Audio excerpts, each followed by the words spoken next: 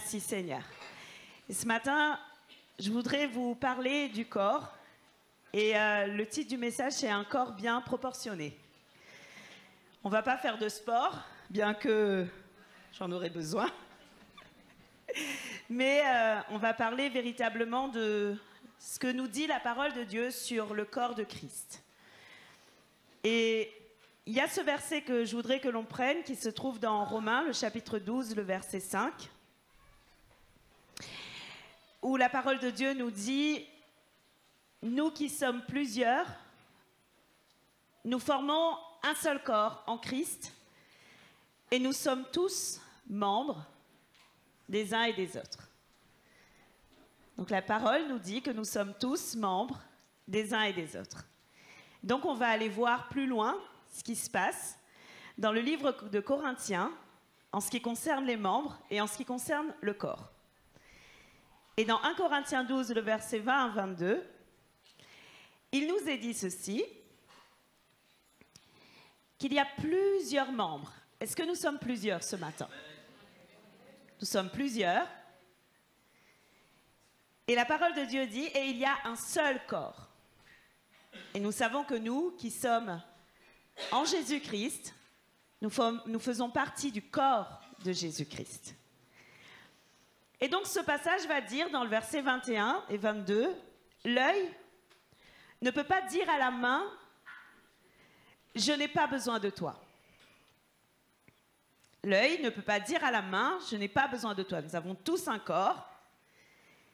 Et l'œil ne peut pas aller voir la main et lui dire, écoute, toi, tu ne sers à rien. Il faudrait que tu sortes de là. Donc, l'œil ne peut pas dire à la main, je n'ai pas besoin de toi. Ni la tête dire aux pieds, je n'ai pas besoin de vous. Mais la parole de Dieu dit, mais bien plutôt, les membres du corps qui paraissent être les plus faibles sont nécessaires. Eh bien, comme la parole de Dieu compare l'Église à un corps, nous allons prendre l'exemple d'un corps en introduction ce matin. Je vais vous poser une question. Si nous nous entaillons le doigt, accidentellement avec un couteau, il va se passer quelque chose, n'est-ce pas? Eh bien, je vais vous décrire les différentes réactions. Vous avez déjà eu une coupure par mégarde? Nous tous, moi-même. Premièrement, qu'est-ce qui va se passer lorsque je me coupe le doigt? Mon haut de corps va se raidir.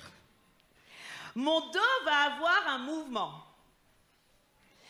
Ma bouche, certainement, lorsque je vais m'entailler le doigt, qu'est-ce qu'elle va se passer? Elle va faire aïe. Quelqu'un a dit un autre bruit. Mais en tout cas, moi, ma bouche, elle dit aïe. Et certainement, ce qui va se passer, c'est que si je m'entaille le doigt, eh bien, mes yeux, qu'est-ce qu'ils vont faire? Ils vont pleurer. Il y aura des larmes qui vont couler à mes yeux. Et qu'est-ce que va faire mes pieds? La réaction de mes pieds vont courir pour aller chercher dans ma pharmacie un pansement. Vrai ou faux? Et simultanément, vous allez avoir à la fois un mouvement du haut du corps, à la fois vous allez avoir un son de la bouche, à la fois vous allez avoir les larmes aux yeux, et à la fois vos pieds vont courir vers votre pharmacie. Et donc, il y a plusieurs membres qui vont collaborer ensemble. Il y a différentes parties du corps qui vont réagir simultanément. Et la raison pour laquelle ils vont agir simultanément et collaborer ensemble, c'est pour un même objectif. Et l'objectif, c'est quoi? C'est pour soigner le membre qui est atteint. Et cette image est belle. L'Église a besoin de comprendre pourquoi le Seigneur prend l'image d'un corps. Parce qu'un corps n'a pas d'autre choix que de marcher et d'être bien coordonné pour fonctionner correctement. Et donc, mes frères et sœurs, parce que nous sommes comparés au corps, logiquement, si notre corps est bien coordonné, si notre corps marche simultanément, si tout fonctionne ensemble, les jambes, les yeux, la bouche, eh bien, cela veut dire que nous sommes censés être de la même manière en tant que membres de l'Église. Chacun d'entre nous, nous sommes censés, l'Église est censée marcher de manière coordonnée. Et quand je parle de l'Église avec un grand E. Je ne parle pas seulement de l'Église, la voie du salut. Pourquoi je ne peux pas parler que de l'Église, la voie du salut? Parce qu'il y a d'autres assemblées sur la terre. Parce qu'il y a d'autres personnes qui ont donné leur vie à Jésus. Parce qu'il y a d'autres personnes qui appartiennent aussi au corps de Christ, n'est-ce pas? Nous avons des frères et sœurs qui ne sont pas ici ce matin. Et ce n'est pas parce qu'ils ne sont pas ici ce matin, parce qu'ils ne sont pas à la voie du salut, que je vais fermer ma porte et que je vais arrêter d'échanger avec eux. Non, je les aime et ils font partie du corps de Jésus-Christ. Merci Seigneur. Eh bien, malgré tout, je crois que certaines personnes pensent, même si Dieu nous compare au corps, je crois que certaines personnes pensent que ce n'est pas nécessaire de faire partie intégrante du corps de Christ et ce n'est pas nécessaire d'aller à l'église. Et il y a des personnes qui vont penser que Dieu est partout et que nous pouvons l'honorer à tout moment, n'est-ce pas? Il y a des gens qui vont vous dire, j'ai pas besoin d'aller à l'église parce que Dieu est partout et je peux l'honorer partout. Vous avez déjà entendu ça? On entend tous ça. Et c'est vrai, Dieu est partout et nous pouvons l'honorer à tout moment. Cependant, nous avons besoin des uns et des autres. Et ce matin, c'est le message que je voudrais que l'Église puisse comprendre. Parce que être seul comporte des limites. Et je voudrais vous donner quelques limites. Quand nous avançons seuls, eh bien parfois, nous pouvons nous faire de fausses illusions sur nous-mêmes. Nous pouvons penser que nous sommes déjà parfaits. Et je vais vous poser une question. Qui est parfait quand il est seul?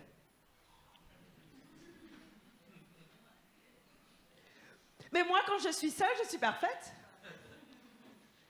Moi, quand je suis seule, personne ne me parle. Je suis parfaite.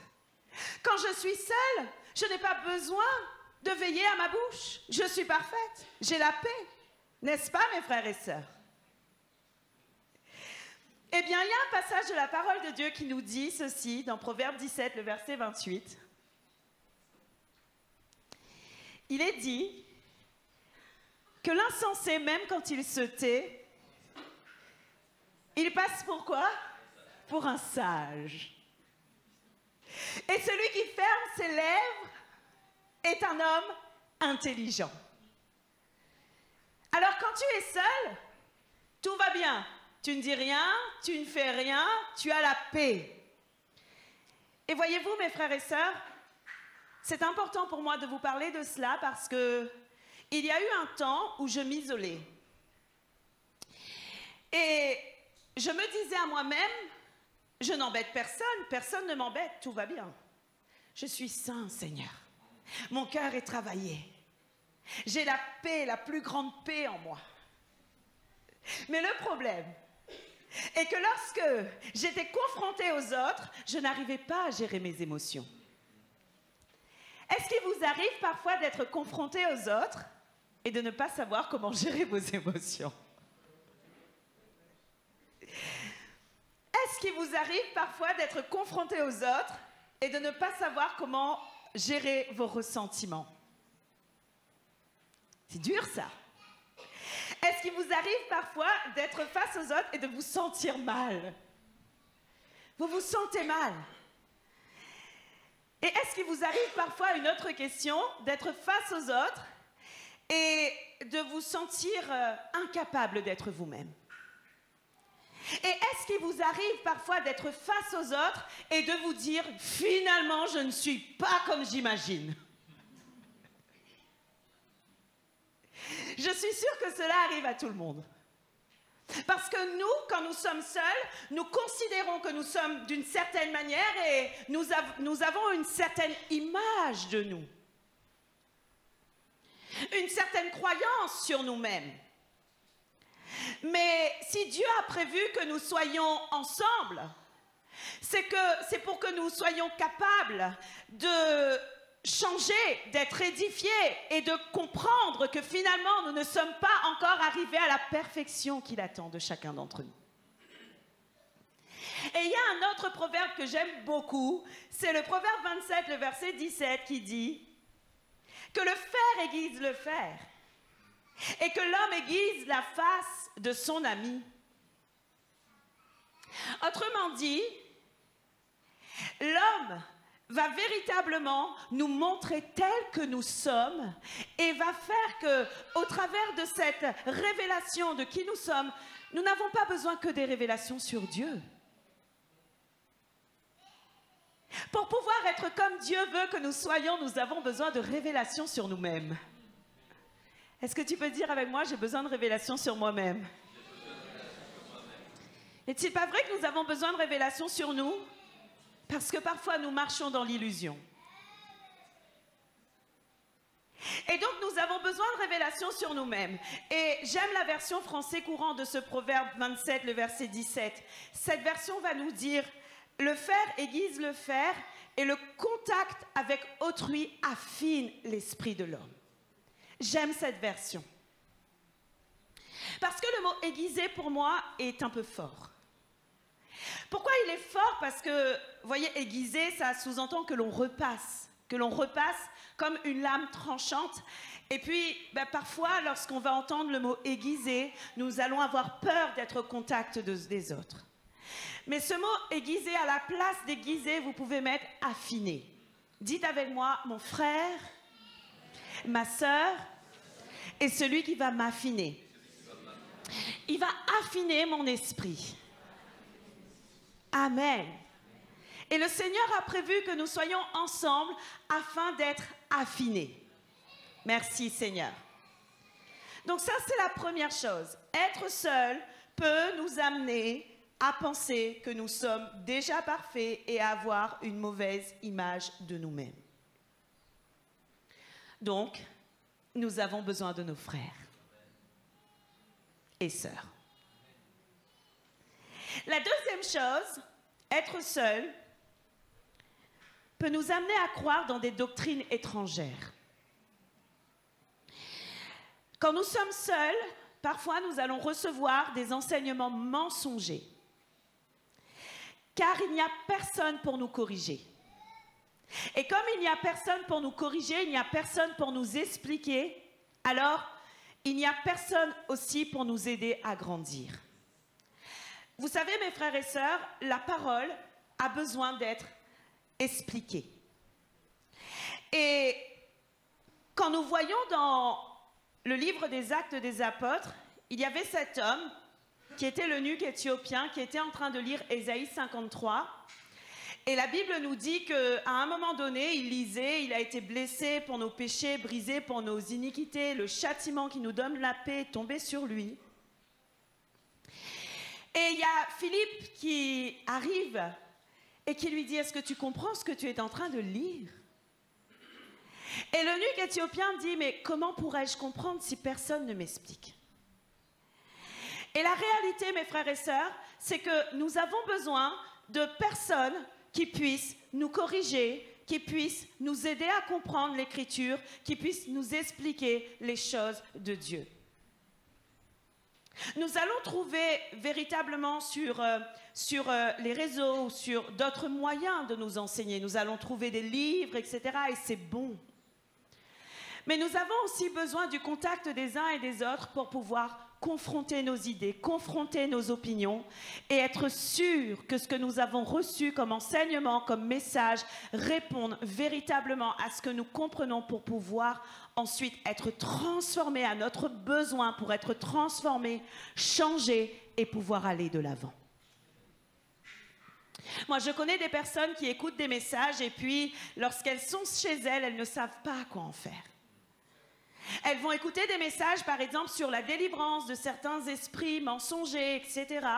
Et elles restent avec ce message et ensuite elles sont là à savoir qu'il y a un problème en elles, mais elles ne savent pas comment faire pour s'en défaire. Résultat des courses, elles vivent dans la culpabilité.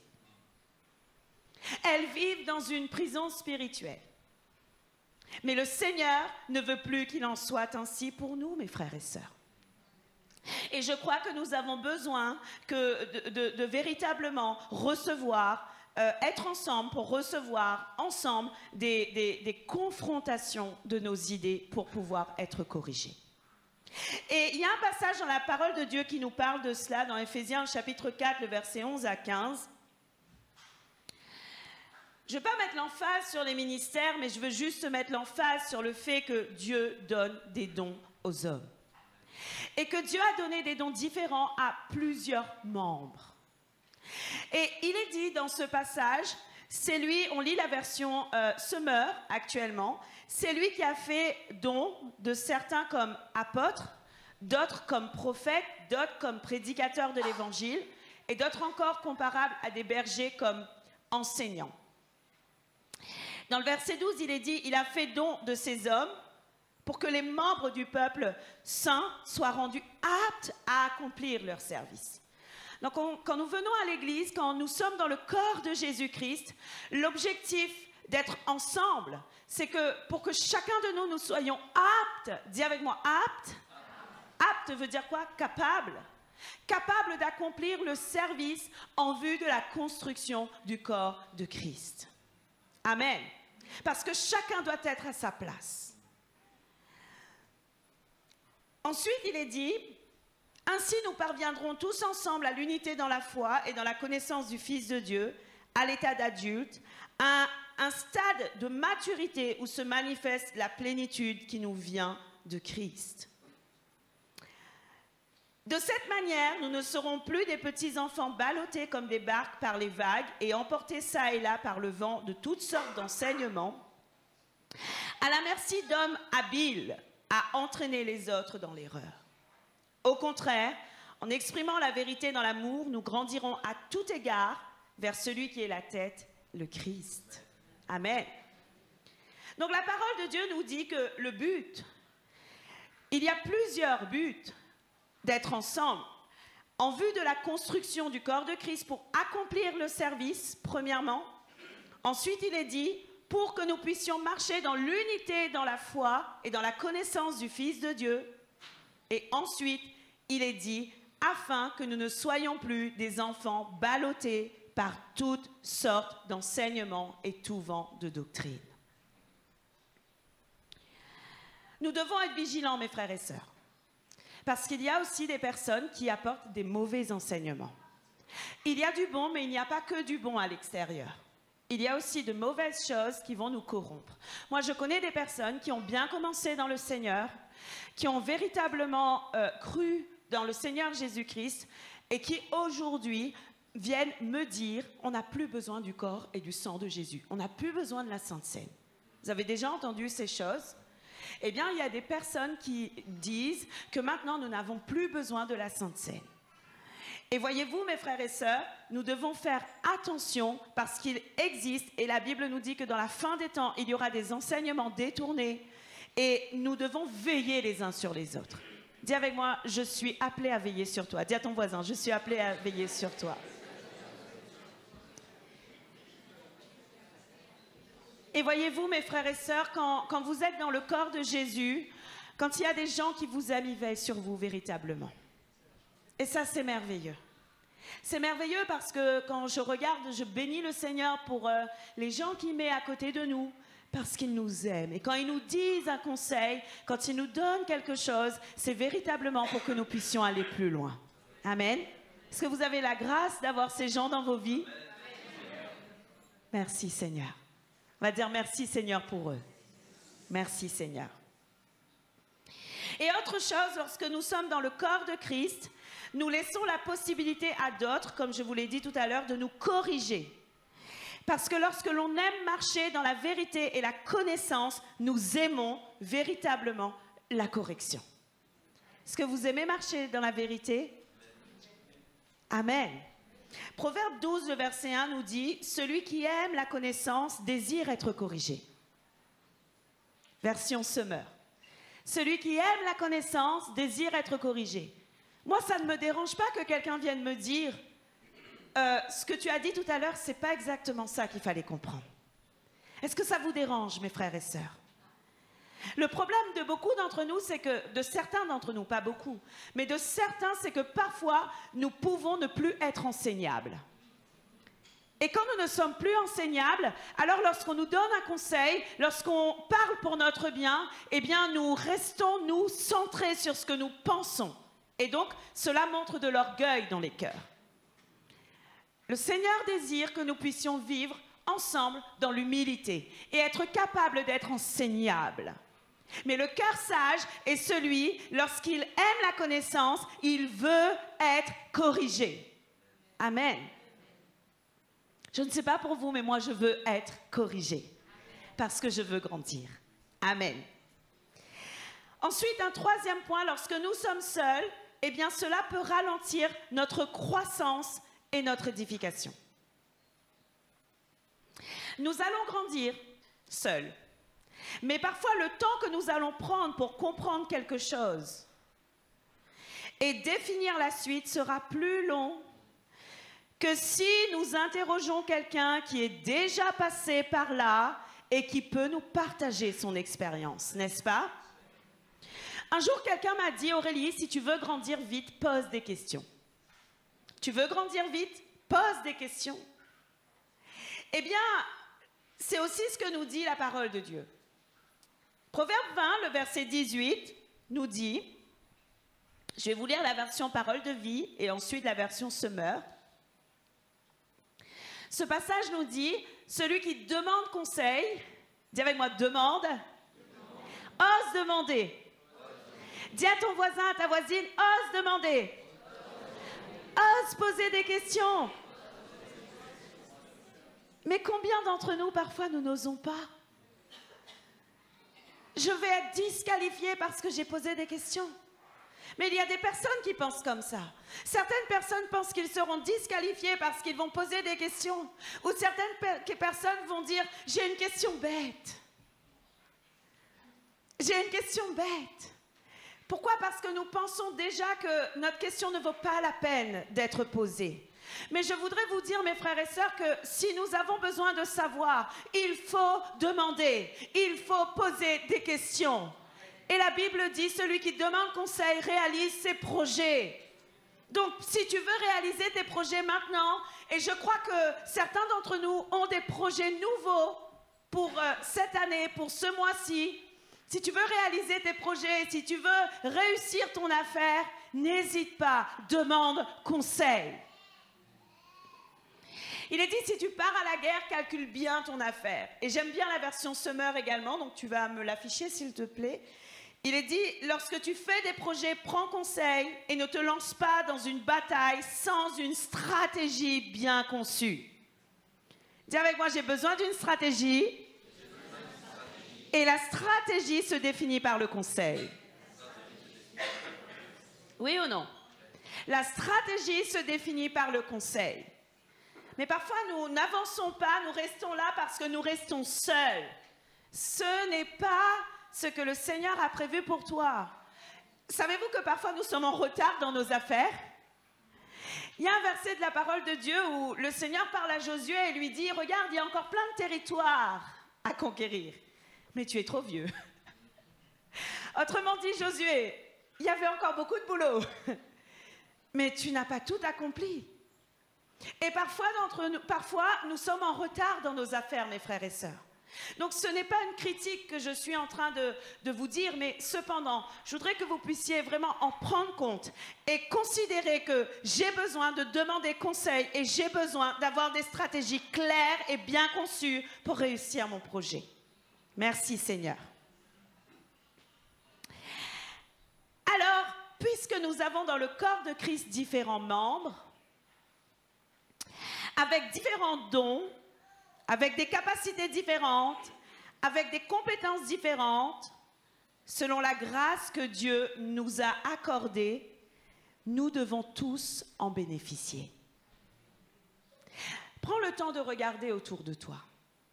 Regardez les uns et les autres. Regardez-vous.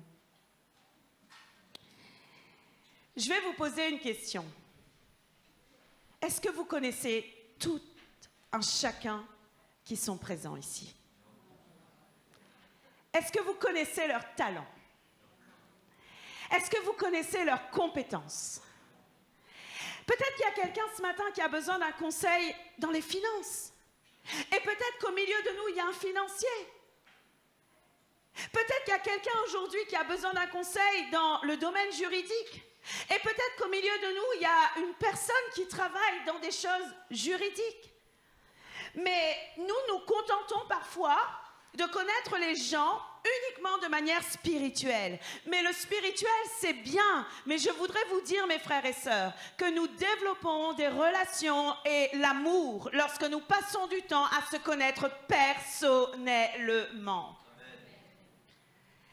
Et quand le Seigneur veut que son royaume soit fort, Dieu veut que son royaume soit fort. Et comment Dieu veut que son royaume soit fort?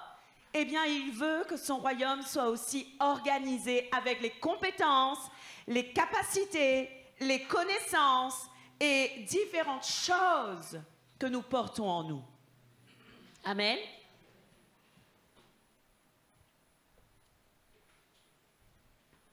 Nous avons besoin des uns et des autres. Nous avons besoin des uns et des autres et je crois qu'au milieu de nous, il y a des personnes qui sont disposées à aider les uns et les autres. Au milieu de nous, il y a des personnes qui ont à cœur vraiment d'aider et de semer leurs compétences, leurs connaissances et leurs capacités dans le royaume des cieux. N'est-ce pas? Est-ce qu'il y a des personnes qui ont vraiment à cœur de mettre au service leurs connaissances pour le Seigneur? Amen. Alors Seigneur, bénis toutes ces personnes. Utilise-les. Sers-toi d'elles. Mais dans le corps de Christ, ce que j'ai remarqué, c'est que nous sommes parfois limités et nous faisons peu de bénéfices avec toutes les richesses que le Seigneur a mis au milieu de nous. N'est-ce pas? Et vous savez pourquoi? Parce qu'il y a des écueils. Les écueils, c'est quoi? Ce sont des obstacles qui sont présents au sein même du corps de Christ. Et je voudrais vous donner quelques obstacles. Premièrement, le premier obstacle que l'on voit dans le corps de Christ qui empêche l'entreprise de Dieu de se constituer comme Dieu veut. Savez-vous que nous sommes dans l'entreprise de Dieu? Dans le ministère, dans l'œuvre de Dieu, dans le royaume des cieux. Et toutes les choses sont organisées pour lui. On voit même que dans le spirituel, les anges ont tous leur rang.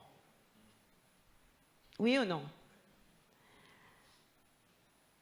Je ne vais pas faire un cours d'angélologie aujourd'hui, mais en tout cas, nous voyons que dans le spirituel, chaque ange a un rang, a une tâche et est nommé pour quelque chose de particulier. Mais ce que je regrette, c'est que dans le corps de Christ, nous ne sommes pas suffisamment organisés comme Dieu veut que cela soit. Alors voilà les obstacles. Premièrement, nous pouvons avoir une trop haute opinion de nous-mêmes. Avoir une trop haute opinion de nous-mêmes, c'est-à-dire penser que nous sommes les meilleurs.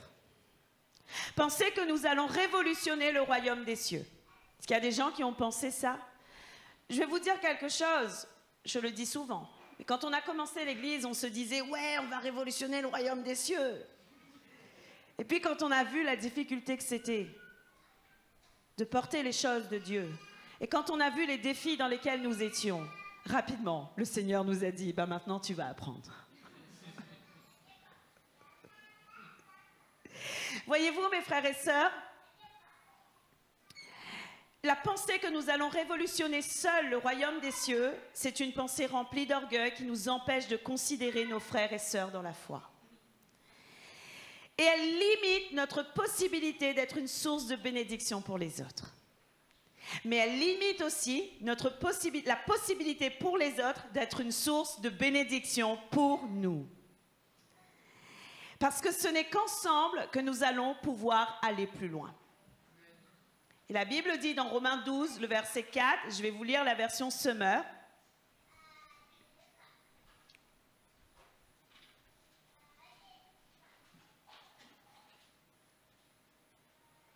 Il est dit, en vertu de la grâce que Dieu m'a faite, voici ce que je dis à chacun d'entre vous. Ne soyez pas comment? Prétentieux. N'allez pas au-delà de ce à quoi vous devez prétendre. Tendez au contraire à une sage appréciation de vous-même, chacun selon la part que Dieu lui a donnée dans son œuvre, régie par la foi. Je vais le dire plus simplement. Autrement dit, ce que j'ai reçu, je l'ai reçu de Dieu. Et ce que j'ai reçu de Dieu doit être utile pour moi et pour ceux qui m'entourent. Et si Dieu veut faire davantage avec moi, alors gloire à Jésus. J'ai souvent l'habitude de dire que nous sommes des instruments dans la main du Seigneur. Il a placé en nous de belles choses, n'est-ce pas? Est-ce que vous reconnaissez que Dieu a placé en vous de belles choses? Dieu a placé en vous ses trésors, et c'est merveilleux. Mais n'oublions pas que ce sont ses trésors, et que ce sont ses choses, et que cela vient de lui, et que ce n'est qu'un don de Dieu, et que ce n'est que par grâce que je l'ai reçu. Est-ce que je l'ai mérité? Non. Mais parfois, mes frères et sœurs, nous pensons que c'est parce que nous avons beaucoup travaillé, c'est parce que nous avons beaucoup investi, c'est parce que nous avons beaucoup fait que nous avons ce que nous avons. Mais je voudrais te dire, si le Seigneur ne voulait pas te le donner, tu n'aurais rien eu du tout. Donc, si nous l'avons reçu de Dieu, et cela doit être utile pour nous et pour ceux qui nous entourent. Soyons humbles. N'ayons pas une trop haute opinion de nous-mêmes. Mon grand défi de chaque jour, c'est de dire à Dieu, Seigneur, comment je peux être utile à ceux qui m'entourent? Il y a des choses à l'intérieur de moi, mais comment je peux être utile à ceux qui m'entourent? N'avez-vous pas vu que parfois, dans les journées, nous sommes là et puis comme si on avait quelque chose à déposer, quelque chose à faire. Mais on rentre le soir et on repart avec ce qu'on avait. Oui ou non? Et parfois, nous avons pourtant prié le matin et nous savons que nous avons quelque chose à faire, mais nous avons manqué le but, manqué l'objectif. Eh bien aujourd'hui, je voudrais vraiment t'encourager à dire au Seigneur, Seigneur, il faut que, avant que la journée se termine, il faut que je puisse faire ce que toi tu veux que je fasse. Et pose des petits actes de foi. En posant des actes de foi dans la vie de ceux qui t'entourent, tu seras une bénédiction pour eux. Ne force pas, mais pose juste des actes d'amour, pose juste des actes de paix, pose juste des actes de grâce, pose des actes du royaume des cieux. Uniquement. Et tu verras que le trésor que le Seigneur a mis en toi va se déposer dans la vie de ceux qui t'entourent. Parfois, nous sommes juste la personne qui doit sourire à quelqu'un d'autre. Parfois, cette personne, elle attend simplement notre sourire. Parfois, une personne a juste besoin que nous mettions notre main sur son épaule pour lui dire « tout va bien aller ». Et simplement en faisant ces choses, eh bien, nous devenons un ambassadeur de Jésus-Christ. Et nous servons le Seigneur.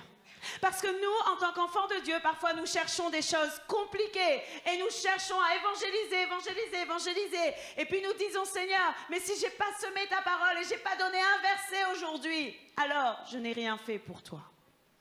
Mais ce n'est pas que ça, servir Dieu. Servir Dieu, c'est manifester l'amour partout autour de nous. Servir Dieu, c'est manifester la paix partout autour de nous. Servir Dieu, c'est manifester la joie partout autour de nous. Servir Dieu, c'est manifester véritablement le bien-être, les bonnes choses partout autour de nous. C'est ça, servir Dieu. Un autre écueil que nous pouvons avoir, la jalousie. Il y a trop de jalousie dans le corps de Christ. Il y a trop. Trop de jalousie. Vous savez, je suis maman. Et souvent, je vous le dis. Mais quand mes enfants, je vais acheter quelque chose pour mon fils et ma fille va dire « Ah, et moi,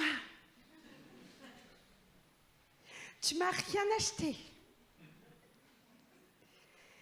Et je ne sais pas pour vous, mais cela vraiment me pince le cœur. Et je me dis en moi-même, mais comment cela se fait-il que les personnes, que les enfants, qu'elle ne voit pas toutes les choses qu'elle a eues hier et avant-hier encore, et que son frère n'a rien eu. Et nous, parfois, nous sommes comme cela, n'est-ce pas? Nous sommes comme des enfants. Seigneur, lui, il parle en langue. Et lui, il guérit les malades. Et lui, il chasse les démons. Et lui, il fait des miracles. Et lui, il apporte la parole. Et lui, il fait ci. Et lui, et voilà le groupe de louanges. Et voilà l'église a grandi. Et voilà, et voilà, et voilà. Et moi? Et parfois, nous sommes comme cela. Ne me dites pas non, je connais les cœurs, je connais l'église. Nous sommes comme cela. Mais voyez-vous, mes frères et sœurs, la jalousie n'est autre que le sentiment par lequel nous devenons envieux de ce que possèdent les autres.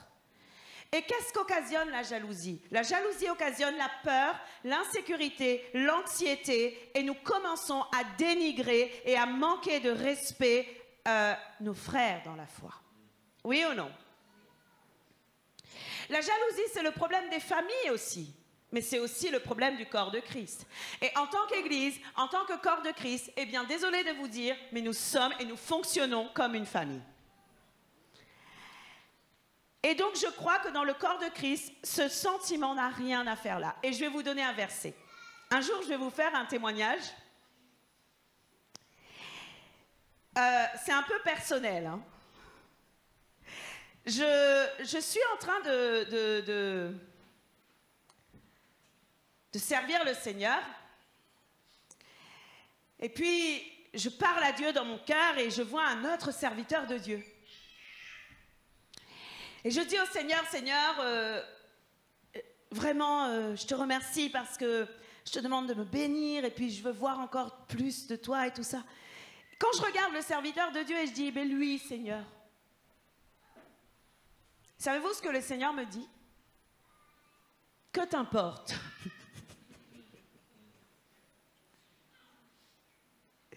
Que t'importe de lui? Et c'est ce que Jésus a fait avec Pierre. Quand Jésus a dit à Pierre, paie mes brebis, dans Jean 21, versets 20 à 22, Jésus a dit à Pierre, Pierre, paie mes brebis. Et à un moment donné, Pierre se retourne et qu'est-ce qu'il voit venir? Il voit Jean. Mais pourquoi il voit Jean? Il voit Jean qui se penchait sur la poitrine de Jésus, qui avait dit, tu peux laisser le verset s'il te plaît, et avait dit au Seigneur que qui est celui qui te livre? Et le voyant, Pierre dit à Jésus, et celui-ci, Seigneur, que lui arrivera-t-il? Donc le Seigneur lui dit, mais toi tu vas être pendu, la tête en bas. Pierre, le Seigneur lui dit, toi tu vas être pendu, la tête en bas, c'est comme ça ta fin. Toi tu vas vivre ça.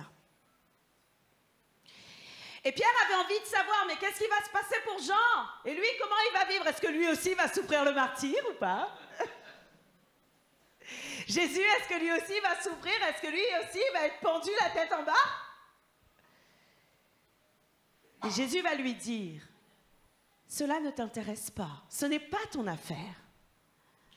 Ce n'est pas ton affaire parce que, autrement dit, Jésus fait ce qu'il veut avec qui il veut. Et la charge que j'ai à porter n'est pas la même que les autres. Et les défis que j'ai à affronter n'est pas la même que les autres. Et voyez-vous, mes frères et sœurs, peut-être que que moi je vais vivre le martyre et pas vous.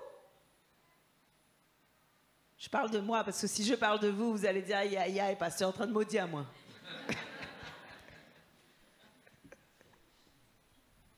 Mais le Seigneur lui dit, si je veux qu'il demeure jusqu'à ce que je vienne, que t'importe, toi, suis-moi. Alors j'ai envie de dire, mes frères et sœurs, parfois nous nous interrogeons sur des choses qui ne nous appartiennent pas. Dieu est fidèle et la Bible dit qu'il ne fait point de favoritisme. Dis avec moi, Dieu ne fait pas de favoritisme. Donc si je veux quelque chose, eh bien je dois me donner les moyens de les avoir. Et comment je dois faire pour avoir la même chose, la même onction, la même capacité d'enseigner, la même, eh bien comment je dois faire?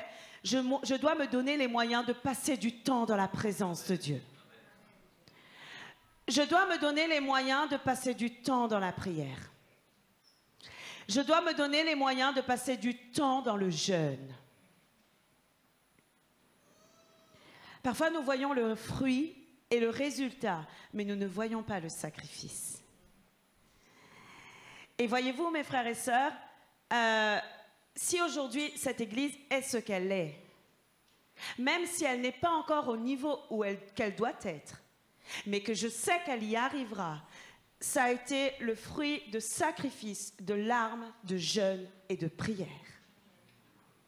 Et de temps à rechercher le Seigneur et encore à rechercher le Seigneur et encore à rechercher le Seigneur.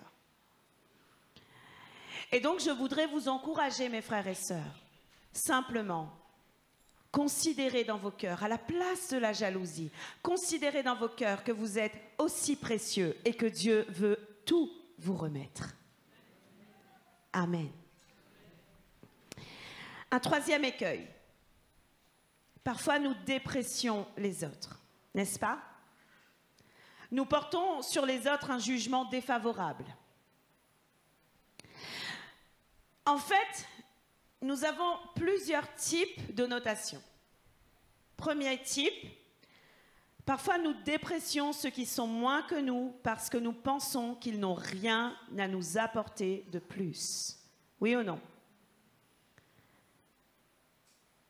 Parfois, nous dépressions celui qui est moins que moi, que nous. Et parfois, nous dépressions aussi les autres quand ils sont comme nous, égal à égal, parce que nous cherchons un idéal à atteindre. Donc, s'ils ne sont pas dans notre idéal, ou n'ont pas plus que ce que nous avons, eh bien, ils n'ont pas la juste appréciation dans nos vies. Mais ce n'est pas comme ça que le Seigneur nous demande de mesurer ce que l'un et l'autre pourraient m'apporter. Et vous voyez ce verset de Jacques 2, je vais juste lire le verset 1, la version Semeur, même si j'ai pris le reste, c'est pas grave. Il est dit, mes frères, gardez-vous de toute forme de favoritisme, c'est incompatible avec la foi en notre glorieux Seigneur Jésus-Christ. Et vous connaissez ce passage, la suite dit que si un homme vêtu d'habits somptueux, portant une bague en or, entre dans votre assemblée et qu'un autre, aussi un pauvre en haillons, si vous voyez l'homme somptueusement vêtu, vous venez vers lui, et si vous voyez l'autre, eh bien, vous ne faites pas, vous ne faites pas cas de lui. La Bible dit, ne faites-vous pas de différence parmi vous et ne portez-vous pas de jugement fondé sur des mauvaises raisons. Et parfois, nous sommes comme ça. Quand il y a, et moi j'aime bien prendre l'exemple des ministères, ça c'est fort. Il y a un grand ministère qui arrive. C'est l'homme de Dieu. Mais s'il y a une personne nouvellement appelée par le Seigneur, mais qui apporte pourtant des messages de qualité et qui aime Dieu de tout son cœur, malheureusement, nous n'allons pas avoir le même respect et la même attitude et le même honneur avec cette personne. Oui ou non? Vous savez, je vais vous dire quelque chose. La dernière fois, je parlais avec un ami pasteur et je lui disais, tu sais quoi? Il est hors de question que je ne vous honore pas comme c'est un réunionnais, une personne qui est dans le ministère à l'île de la Réunion. Et je lui dis, il est hors de question que je ne vous honore pas comme j'honorerais un ministère des États-Unis s'il venait dans mon église. Et je lui ai dit, pourquoi, lorsqu'un ministère des États-Unis ou d'ailleurs, d'Afrique ou autre, nous faisons des offrandes et nous donnons à ces hommes, et pourquoi à l'île de la Réunion, quand nous invitons un réunionnais dans notre église, nous ne sommes pas capables de faire une offrande pour lui et de l'honorer? Ce n'est pas normal. C'est un jugement de faveur. Eh bien, moi, ce que j'ai dit, désormais, lorsque les personnes vont venir, même si c'est un ministère de l'île de la Réunion, même si c'est un ministère peu connu, je vais bénir sa vie parce que le Seigneur est celui qui l'a appelé et a mis des choses en lui.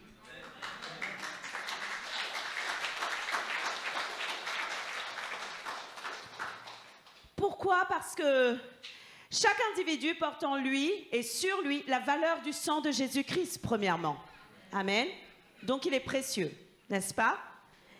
Et chaque individu pèse le poids, écoutez bien, un individu pèse le poids de son intimité, de sa consécration et de la vie de l'esprit qu'il développe. Et c'est ce que nous devrions mesurer pour être capable de comprendre dans quel domaine l'autre est déjà édifié et peut nous édifier. Quand Jésus a pesé Balthazar, le roi Balthazar, il a dit, tu es léger. Pourquoi il était léger? Parce qu'en fait, il n'avait rien dans son cœur qui était de Dieu. Parce que dans son cœur, il n'y avait aucune valeur qui était de Dieu. Parce que dans son cœur, il n'avait aucune intimité, aucune consécration, aucune place pour les choses de Dieu, pour le trésor du ciel. Et donc, il était léger. Mais si nous voulons avoir du poids, si nous devons considérer quelqu'un et son poids, nous devrions considérer, mes frères et sœurs, quel est son niveau d'intimité, quel est son niveau de consécration, quel est son niveau de vie de l'esprit qu'il développe, quel est son niveau de portée, à quelle mesure il porte la parole de Dieu dans son cœur. Parce que la parole de Dieu est un trésor, mes frères et sœurs. Et si je suis remplie des mots de Dieu, alors je suis remplie du trésor divin. Si je suis remplie des mots de Dieu, alors, mes frères et sœurs, cela veut dire que je suis véritablement, j'ai du poids devant Dieu. Et Jésus va dire, l'homme bon tire de bonnes choses du bon trésor de son cœur. Et ici, je crois qu'il y a des hommes et des femmes qui ont du poids devant Dieu. Cela ne dépend pas du nombre de likes, parce qu'aujourd'hui, c'est le monde qui réfléchit comme cela. Le monde réfléchit en valeur de likes, en valeur de followers, en valeur d'abonnés. Le monde réfléchit comme cela. Je ne dis pas que ce n'est pas un bon élément marketing, c'est très bien, il faut continuer. Mais cependant, la mentalité du monde et les enfants, les jeunes, sont bloqués dans cette mentalité parce que s'ils sont sur les réseaux et qu'ils n'ont pas de likes, ils vont se déprécier parce qu'on ne leur a pas dit ils sont bons. Oui ou non? Mais nous ne devons pas mesurer comme le monde. Nous devons mesurer véritablement comme Dieu veut que l'on mesure. Et Dieu dit, l'homme bon tire de bonnes choses du bon trésor de son cœur. Luc 6, 45. L'homme bon tire de bonnes choses du bon trésor de son cœur. Donc lorsqu'il y a un homme bon dans ma vie, avec de bonnes choses dans son cœur, avec de bons trésors dans son cœur, je sais qu'il sera un instrument dans la main de Dieu pour m'édifier. Mon mari n'est pas un homme connu, mais pourtant, la qualité de ce qu'il porte en lui m'édifie et me change. Et dans ta maison et à côté de toi, il y a des gens qui ne sont pas des hommes et des femmes connus. Mais avons-nous besoin d'être connus du monde ou avons-nous besoin d'être connus de Dieu? Et je ne dis pas ça pour faire parce qu'on est une petite église. Ça m'est égal. Si Dieu veut élever, il le fera. Et si Dieu veut que l'on reste comme ça, gloire à Dieu, ça me donnera moins de travail. Mais voyez-vous, mes frères et sœurs, je peux vous dire véritablement que nous devons mesurer les personnes à ce qu'ils portent dans leur cœur. Et je sais qu'ici, il y a beaucoup de richesses. Pour conclure, je voudrais vous dire ce que Dieu attend de nous. Eh bien, que nous développions l'unité bienveillante. L'unité bienveillante. Pourquoi l'unité bienveillante? L'unité bienveillante, c'est quoi? C'est que ensemble, nous savons que nous sommes là pour nous édifier, pour nous encourager, pour nous consoler, pour nous aimer, pour nous faire du bien. C'est pour ça que nous sommes ensemble. Oui ou non? Le Seigneur avait dit à Pierre, « Je bâtirai mon église avec toi. » Mais l'église, elle se bâtit, elle se construit quand nous sommes ensemble dans l'amour, mes frères et sœurs. Et c'est ça que Dieu veut. Pourquoi? Parce que les personnes qui ne connaissent pas le Seigneur vont retrouver la voix de Dieu parce qu'ils verront l'amour. Et que l'amour pense les maux des cœurs. L'amour pense, P-A-N-S-E, les mots M-A-U-X des cœurs. Et Jésus nous a dit ceci dans Jean 13, 35. « À ceci, tous reconnaîtront que vous êtes mes disciples. » Comment? C'est comment? C'est à l'amour que vous avez les uns pour les autres.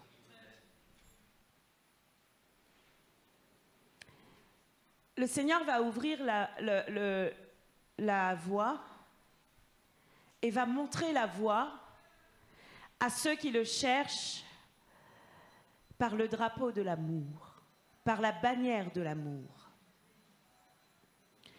Nous sommes dans une année où les gens ont de nombreux maux dans leur cœur. Nous sommes dans une année et dans un temps où les gens ont besoin d'avoir des guérisons et des restaurations dans leur âme.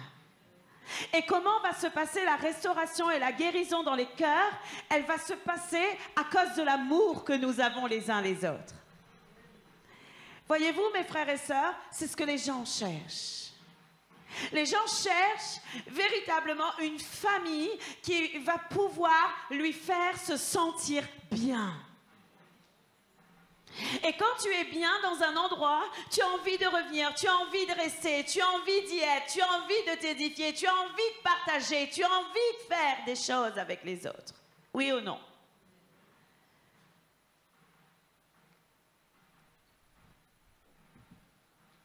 Alors, l'unité bienveillante va faire que les gens vont retrouver la voix de Dieu parce qu'ils verront l'amour et parce que l'amour pense les maux des cœurs. Et deuxième chose, mes frères et sœurs, lorsqu'il y aura l'unité bienveillante, lorsqu'il y a l'unité bienveillante, Dieu maintient sa présence. Parce que lorsque nous sommes dans l'unité bienveillante, nous sommes disposés à former une demeure où Dieu habite par l'Esprit. Éphésiens 2, le verset 20 à 22, lisons ensemble la version Semeur, et elle est bien la version Semeur. Je vous encourage à lire la version Semeur. J'ai deux Bibles, et vous savez, je vais vous faire rire. J'ai deux Bibles. Non, j'ai plusieurs Bibles, mais en ce moment, j'ai deux Bibles. Une Bible, Femme à son écoute, Louis II, et une autre Bible, Femme à son écoute, Bible du Semeur. Bible du Semeur, n'allez pas chercher, il n'y a plus, c'était collector. Et vous savez quoi? Quand je fais mon message, je me dis, allez mesdames, qu'est-ce que vous avez à dire? Et puis je lis dans Louis II et je dis, toi tu as ça à dire. Et toi ma copine, Bible du Semeur, t'as quoi à dire? Et je vais regarder ma copine et puis je regarde ce qu'elle a à dire. Donc c'est assez drôle. Éphésiens 2, le verset 20 à 22 nous dit: Dieu vous a intégrés à l'édifice qu'il construit sur le fondement qui sont les apôtres, ses prophètes, et dont Jésus-Christ lui-même est la pierre principale. Dans le verset 21, il est dit: en lui, toute la construction s'élève bien coordonnée afin d'être un temple saint dans le Seigneur. Dis avec moi, ensemble, nous sommes un temple saint dans le Seigneur. Et unis à Christ, dans le verset 22, il est dit, vous avez été intégrés ensemble à cette construction, et lisez cette phrase et soulignez-la, pour former une demeure où Dieu habite par l'Esprit. Quand nous sommes ensemble, unis dans la foi, Dieu reste là. Ma crainte, c'est que Dieu ne soit plus,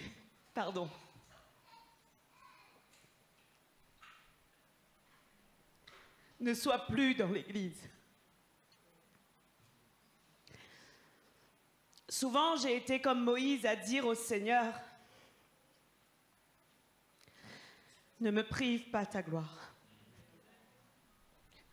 et ne me prive pas ta présence. Et vous savez, je suis comme cette mère qui essaye de colmater les brèches quand il y a des disputes. Je vais voir les frères et sœurs et je leur dis « Hey les gars, il ne faut pas se disputer. » Quand il y a la jalousie, je vais voir les gens et je leur dis « Il ne faut pas être jaloux. Il faut vous aimer. » Et quand je vois que la querelle persiste, je me mets devant le Seigneur et je commence à prier et à dire à Dieu « Seigneur, je ne veux pas qu'il se querelle. Et je veux la paix. » Parce que je sais que le secret pour que le Seigneur reste dans l'Église, c'est l'unité entre nous. C'est l'amour entre nous. L'un des secrets, c'est l'unité et l'amour. Et si vous voulez que le Seigneur soit présent dans votre assemblée, si vous voulez que le Seigneur soit présent lorsqu'on se réunit ensemble, il faut retirer de nos cœurs la querelle, il faut retirer de nos cœurs la jalousie, il faut retirer de nos cœurs le manque de pardon. Parce que c'est alors que nous allons vivre le royaume des cieux sur terre.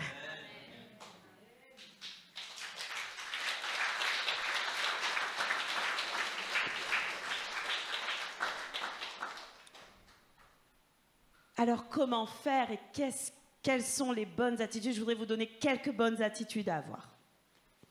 Tout est dit dans Romains 12, 10, 14, en version Semeur. Il suffit de suivre la parole, n'est-ce pas? C'est tellement facile. Suivre les Écritures. Dieu ne nous demande rien de compliqué.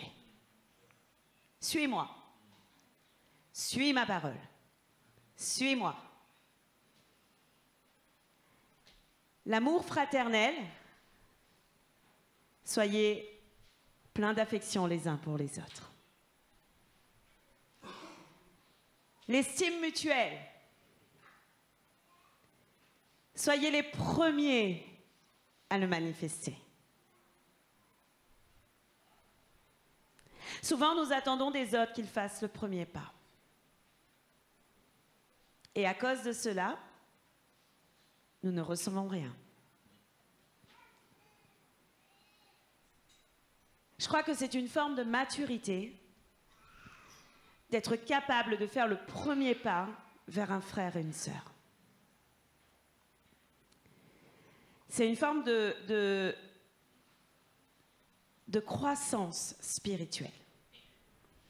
Parce que cela prouve que nous voulons faire passer les intérêts des autres avant les nôtres et nous voulons aussi faire l'acte de foi selon lequel je vais d'abord, moi, montrer à l'autre que je l'estime, que je le respecte, que je l'honore, qu'il a de la place. Et à ce moment-là, c'est sûr, même si une personne est blessée, à cause du respect que vous allez lui donner, il va vous respecter.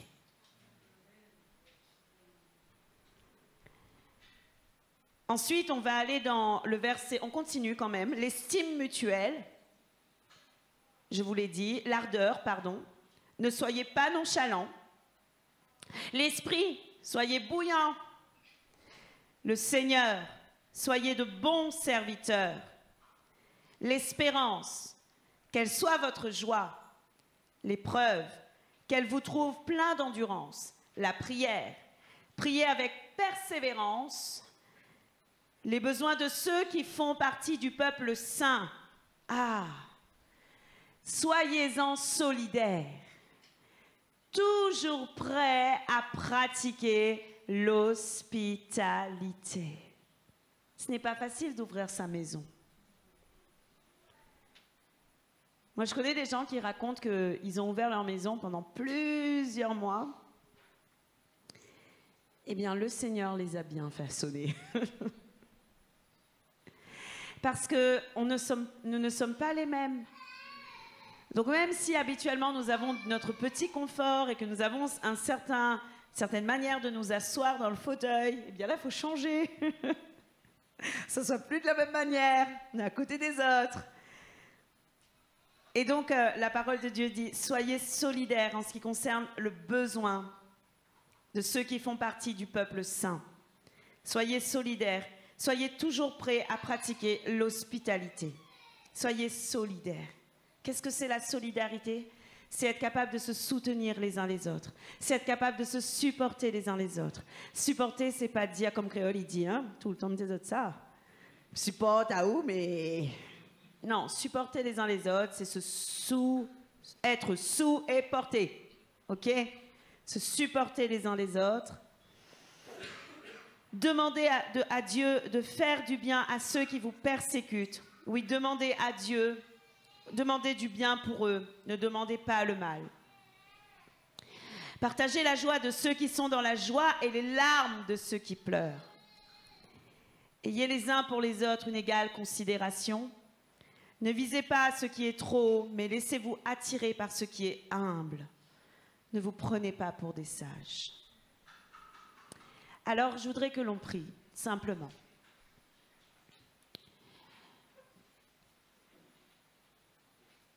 Je voudrais que l'on prie déjà parce que... Et si on est concerné, on va mettre notre main sur notre cœur, mais... Parfois, il y a des blessures à l'intérieur de nous qui nous empêchent d'aimer comme Dieu veut que l'on aime. Mais pas seulement. Parfois, il y a des blessures à l'intérieur de nous qui nous empêchent d'accueillir comme Dieu veut qu'on l'accueille. Parfois, nous avons du mal à faire face aux uns et aux autres, comme Dieu voudrait que l'on fasse, à cause de certaines choses qui se passent dans notre cœur.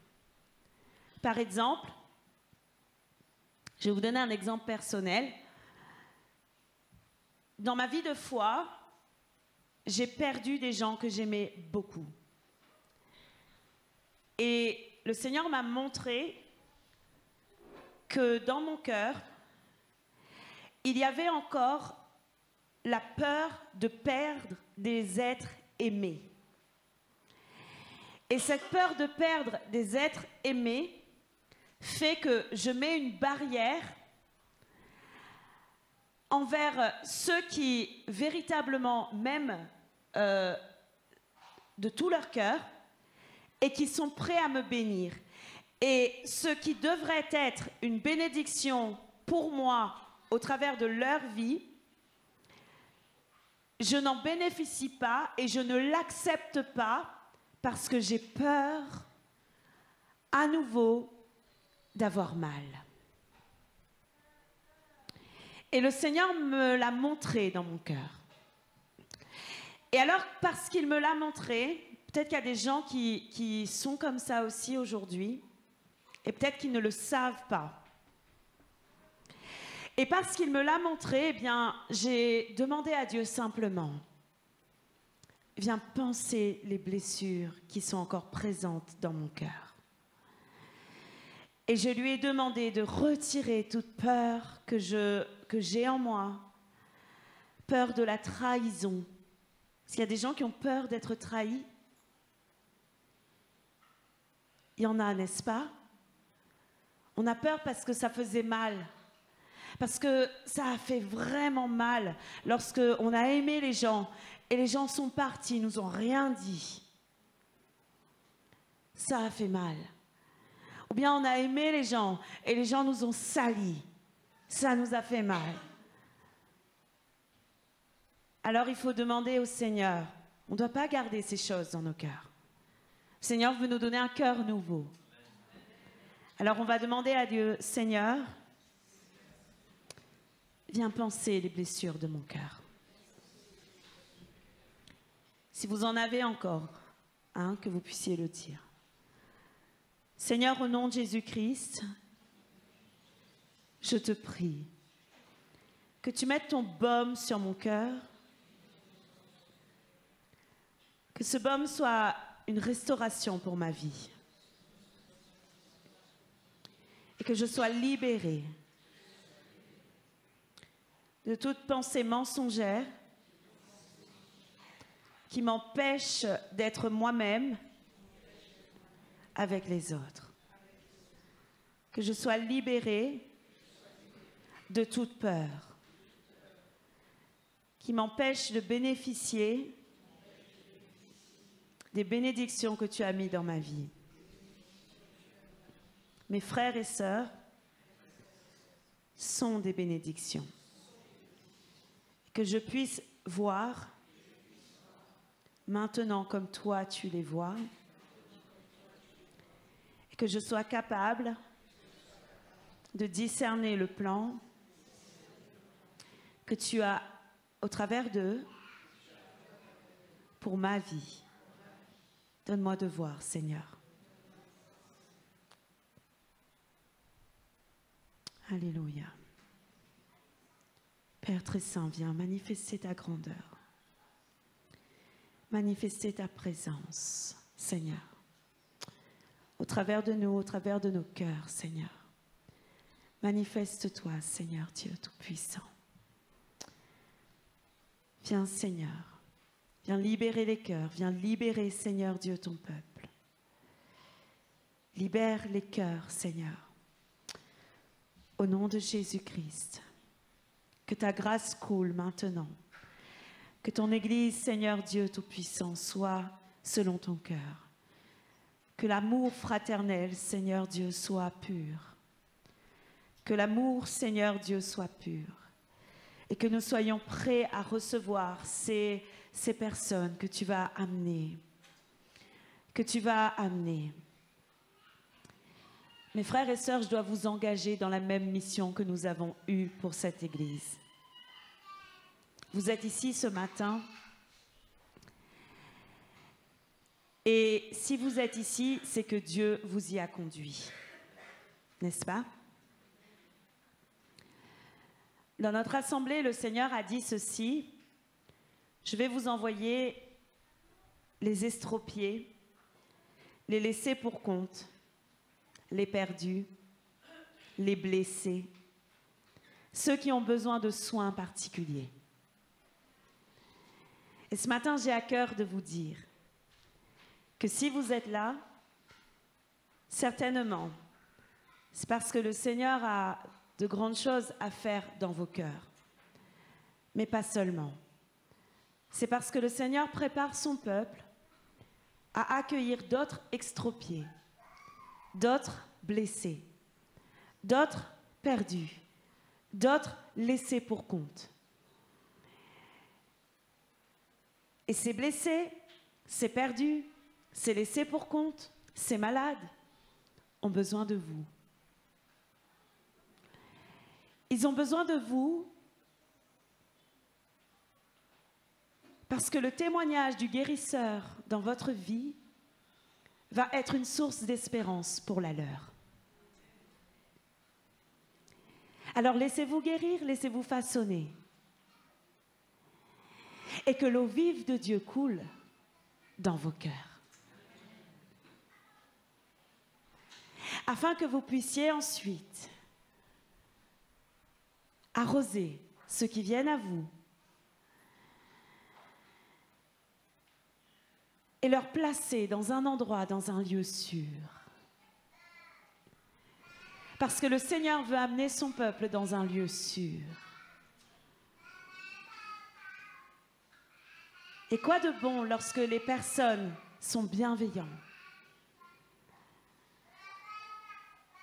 C'est là qu'ils trouveront la sécurité et la vie. Alors que Dieu vous bénisse. Amen. Amen.